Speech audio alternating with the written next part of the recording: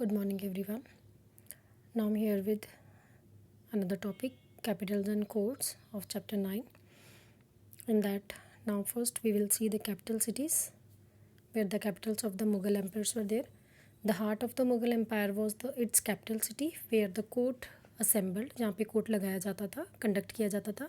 And capital cities of the Mughals frequently shifted, और ये capital cities उनकी एक ही जगह पर फिक्स नहीं थी, but it was shifted during the 16th and 17th centuries. Babur to cover the Lodi capital of Agra. Babur जब इंडिया में आए थे, उन्होंने लोधीज की जो कैपिटल थी Agra, that was only he made the capital of his empire. Though during the 4 years of his reign the court was frequently on the move. लेकिन अगले 4 सालों में जो उन्होंने रूल किया, उसमें ही was keep on moving his capital from one place to another. And during the 1560s Akbar had the fort of Agra constructed with red sandstone quarried with from the adjoining regions, क्योंकि उसको वहाँ से आसपास के रीजन्स बहुत अच्छी तरह से चेक कर सकता था वो. And in 1570 he decided to build a new capital Fatehpur Sikri. One of the reason prompting this, जिसने इनको इंस्पायर किया अपनी कैपिटल को फतेहपुर सीकरी बनाने के लिए, दैट वाज कि this may have been that कि Sikri was related to the direct road, क्योंकि सीकरी उस जगह पे लोकेटेड था जो कि डायरेक्ट रोड अजमेर को जाता था. एंड अजमेर में थी दरगाह ऑफ शेख मोइनुद्दीन चिश्ती, जिनको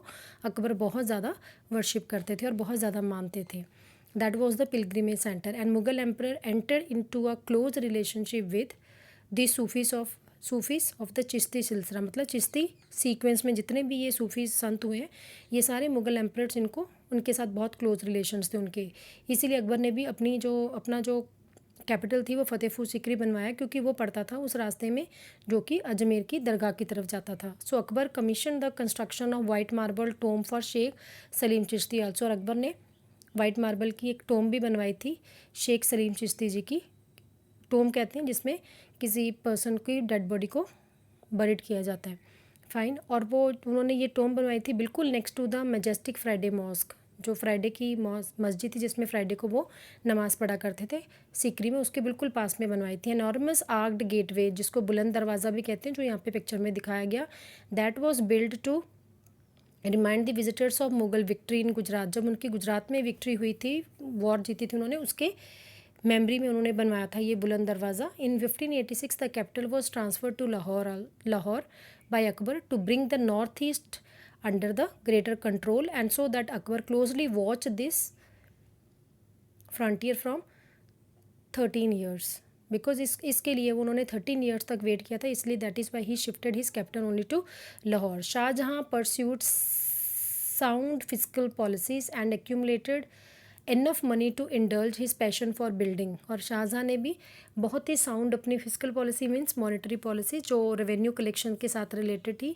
और उन्होंने काफ़ी सारा पैसा इकट्ठा किया, धन इकट्ठा किया टू इंडल्ज हिज पैशन. किस चीज़ के लिए? अपना पैशन पूरा करने के लिए, बिल्डिंग का. Building activities in monarchical cultures as you have seen in case of earlier rulers also was the most visible. Tangible here means tangible means a thing perceptible by touch, means वास्तविक रूप में उसके दिखाना उसको.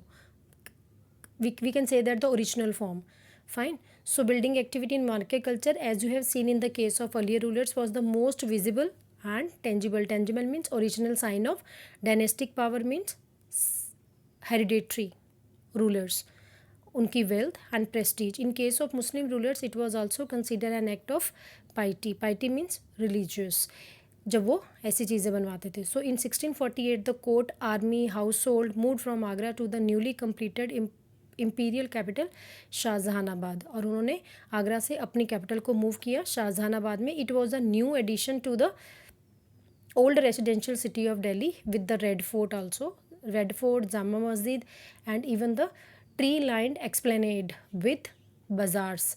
Explained कहते हैं बेटे कोई ऐसा एरिया जो बिल्कुल क्लोज होता है सी के या फिर किसी भी रिवर के, जिस पर कि लोग वॉक करते हैं, घूमने के लिए जाते हैं, प्लेजर के लिए जाते हैं. फाइन. और उसी जामा मस्जिद के बिल्कुल पास में उन्होंने बनवाया था बाज़ार, जिसको आजकल चांदनी चौक कहते हैं. And spacious Holmes for the nobility, और नोबिलिटीज़ के लिए वहाँ पे घर भी बनवाए थे. शाहजहाँस new city was appropriate to a more formal vision of grand monarchy. So now let's see the Mughal court, कि मुगल कोर्ट कैसे थे. Arrangement of the court focus on the sovereign, mirror his status as the heart of the society. So Mughal जो court था उसका जो physical arrangement था court का, वो फोकस करता है sovereign power of the emperor, जो कि ये कोर्ट हुआ करते थे heart of the society. Its centre piece was therefore the throne, और इस कोर्ट का सबसे सेंटर पार्ट हुआ करता था थ्रोन, जिसको तख्त कहते थे, which gave physical form to the function of the sovereign. यहाँ पे सॉवरेन एम्परर के लिए यूज़ किया जाता है, जिसको एक्सिस मंडी भी कहा जाता था. एक्सिस मंडी कहा जाता है पर्शियन में पिलर को, ठीक है, जो सपोर्ट करता है अर्थ को. सो अर्थ के सपोर्ट से जो पिलर बनाया जाता है उसको एक्सिस मंडी कहा जाता था. और सॉवरेन को, इसी किंग को भी एक्सिस मंडी भी कहा गया कि ये एक ऐसा सपोर्ट है जो its center place was therefore the throne, the Takht which gave physical form to the function of the sovereign. जो कि ये तख्त जो होता था, जैसे किसी भी बिल्डिंग को सपोर्ट करने के लिए पिलर की ज़रूरत होती है, उसको अर्थ के ऊपर से उसको ऊपर की तरफ छत की तरफ उसको पिलर को बनाया जाता है सपोर्ट करने के लिए बिल्डिंग के लिए. बिल्कुल उसी तरह से कहते हैं राजा को भी रूल करने के लिए इस तख्त की बहुत ज़्यादा ज़रूरत पड़ती थी. कैनपी कहते हैं चंदवा, जो कि जैसे आपने देखा होगा किसी भी भगवान का जब या किसी भी सेक्रेड पर्सन को रखते तो उसके ऊपर पहले एक कपड़ा, डेकोरेटेड सा कपड़ा ऊपर छत के ऊपर लगाया जाता है, जिसको चांदनी भी कहते हैं. ठीक है, चांदनी भी कहते हैं या फिर उसको चंदवा भी कहते हैं हिंदी में. सो ये कैनपी जो थी ये थी symbol of kinship in India. ये उनका सिंबल था मुस्लिम रूल का इंडिया में फॉर अ मिलेनियम, काफ़ी सालों तक, बिलीव टू सेपरेट. और इसके ये इसलिए लगाया जाता था, इससे ये पता चलता था कि it separate the radiance of the sun. Radiance means चमक, light of the sun from that of the sovereign, कि राजा को हीट से बचाने के लिए. Fine. Canopy a symbol of kinship in India for millennium was believe to separate the radiance of the sun from that of the sovereign. Fine.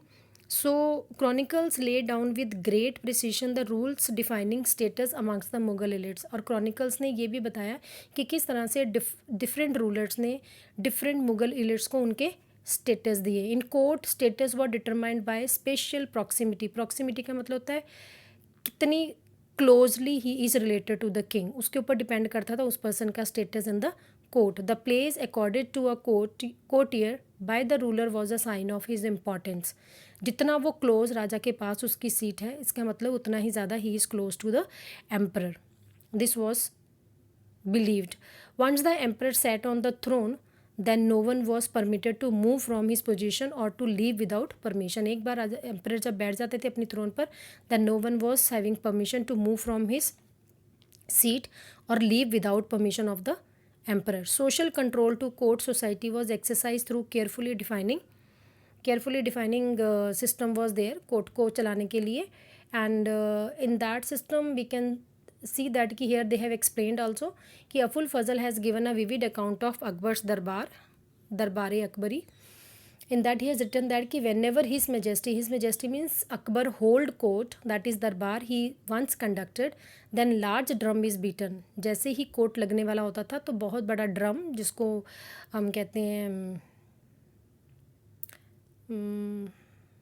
I forgot that word.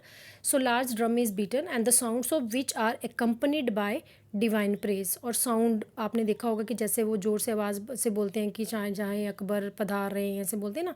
So that sounds which are accompanied by divine praise. In this manner people of all classes receive notice that कि his majesty is arriving, and his majesty's sons, grandchildren and grandees of the court, मतलब जितने भी highest position पे people in the court and all other men who have admittance, जो उस समय attend कर रहे हैं court, attend to make the kornish. Kornish was a form of ceremonial salutation. और सभी को जैसे ही वो अराइव करते थे सभी को ये बाइंडिंग थी कि they have to salute.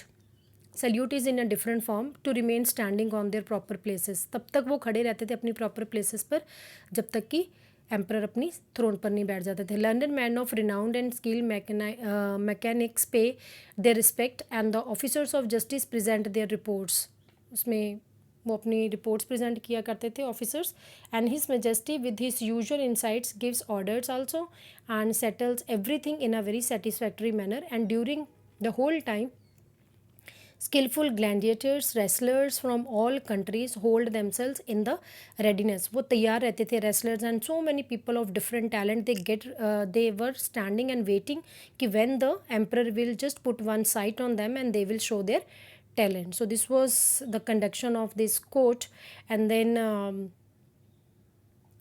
this social control in the court society was exercised through carefully defining the full details, the forms of address, कैसे एम्परर को एड्रेस करना है, दैन कोटेस्ट and speech which were acceptable in the court, किस तरह की speech में उनको बात करनी है, कितना वॉल्यूम होना चाहिए, and the slightest infringement of the etiquettes, अगर थोड़ा सा भी किसी भी एटिकेट्स का, किसी भी रूल का डिसोबे किया जाता था, डिसोबीडियंस किया जाता था, then punishment was on the spot only. So the forms of salutation were different, कैसे राजा को रिस्पेक्ट, किंग को रिस्पेक्ट देनी, एम्परर को रिस्पेक्ट देनी, that was also different. To the ruler indicated the person status to the hierarchy, और वो भी ये सैल्यूटेशन भी पर्सन टू पर्सन डिफरेंट थी as per their post. Deeper prostration represented higher status, जितना ज़्यादा डीपर प्रोस्ट्रेशन का मतलब होता है बिल्कुल स्ट्रेट सीधे ज़मीन पर लेट कर किसी को सैल्यूट करना, लेट कर उसको रिस्पेक्ट देना. जितनी ज़्यादा वो इस तरह से लेट कर ग्राउंड पर बिल्कुल लेट कर वो करते थे, उसको कहते थे, उतना ही ज़्यादा उस पर्सन का हायर स्टेटस था. Highest form of submission was सिजदा और complete prostration. So under Shah Jahan these rituals were replaced with शाहर. शाहर का मतलब होता है तस्लीम. आपने देखा होगा मूवीज़ में भी हाथ ऐसे वो फोरहेड के पास लेके जाके अपने पाम्स वो करते हैं, ठीक है. सो तस्लीम भी था. एंड ज़मीन बस का मतलब होता है किसिंग द ग्राउंड, ठीक है. ये अकबर के टाइम पर बहुत ज़्यादा, शाहजहाँ के टाइम पर this rituals were very very important. And protocols governing diplomatic envoys at the Mughal court were equally explicit. Protocol जो थे डिप्लोमेटिक एनवॉयज मतलब जो ये एम्बेसडर्स थे फॉरेन कंट्रीज़ के मुगल कोर्ट में, उनके लिए भी प्रोटोकॉल इक्वल ही था. An ambassador presented to the Mughal emperor was expected to offer an acceptable form of greeting. उनको भी यही कहा जाता था कि उनको भी ग्रीटिंग उनको बड़े ही एक्सेप्टेबल वे से करनी है, ईदर बाय बोइंग डीपली, या तो वो बहुत ज़्यादा बो करें नीचे की तरफ, या फिर they can kiss the ground, और else to follow the Persian custom of clasping one's hand in front of the chest, अपनी चेस्ट के ऊपर हाथ रख के बो करना. एंड थॉमस स्ट्रो the English ambassador of James one simply bowed before Jahangir according to the European custom and further shocked the court by demanding a chair also. James one जो कि एक इंग्लिश एम्बेसडर थे, उन्होंने simply सिर्फ बो किया था जहांगीर के आगे, और उससे भी शॉकिंग ये था कि he demanded a chair by from the court for himself. An emperor began his day always at the sunrise with the personal religious devotions मतलब प्रेयर के साथ. And then he appeared on a small balcony जिसको झरोखा कहते थे, facing the east. below नीचे उनके the crowd of people, soldiers, merchant, craftsperson, peasants, women with the sick children waited for seeing a one sight or one view of the emperor जिसको कहते थे emperor दर्शन, ठीक है.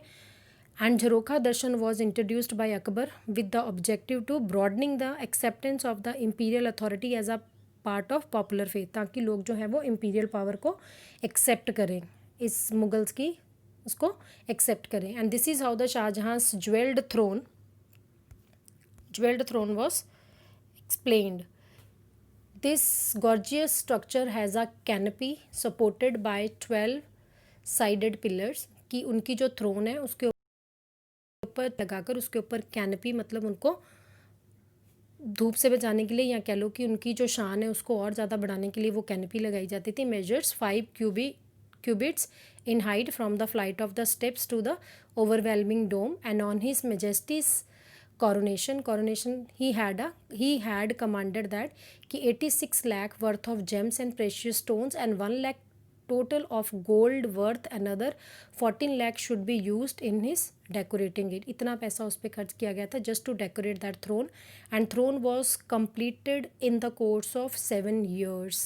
And among the precious stones used upon it was a ruby worth 1 lakh of rupees that Shah Abbas Safavid sent to the late emperor Jahangir. Abbas Safavid जिसने कि भेजे थे ये एम्परर जहांगीर को. And on this ruby were inscribe the names of the great emperors Timur Sahib, एक ईरान, Mirza Shahrukh, Mirza Ulugh Beg and Shah Abbas, as well as the names of the emperor Akbar, Jahangir and office his majesty himself that is Jahangir. इनके name भी उनके ऊपर उन rubies के ऊपर लिखवाए गए थे। सो अब ये जो आप पिक्चर देख रहे हो, इसमें this picture is the wedding of this picture is showing the court conducting. So after spending an hour at Jharokha, then the emperor walked to the public hall जिसको कहते थे दीवाने आम, to conduct the primary business of the government. State officials, they were presenting their reports, made requests. 2 hours later, then the emperor was in the दीवाने खास, जहाँ पे वो अपने खास बंदों के साथ कुछ कॉन्फिडेंशियल मैटर्स शेयर किया करते थे और वो उनके सामने पेटिशंस वगैरह उनको प्रेजेंट करते थे एंड अकाउंट्स वगैरह दिखाया करते थे। And occasionally the emperor viewed the work of the highly reputed artist के भी काम वो उन्हीं दीवाने खास में ही देखा करते थे।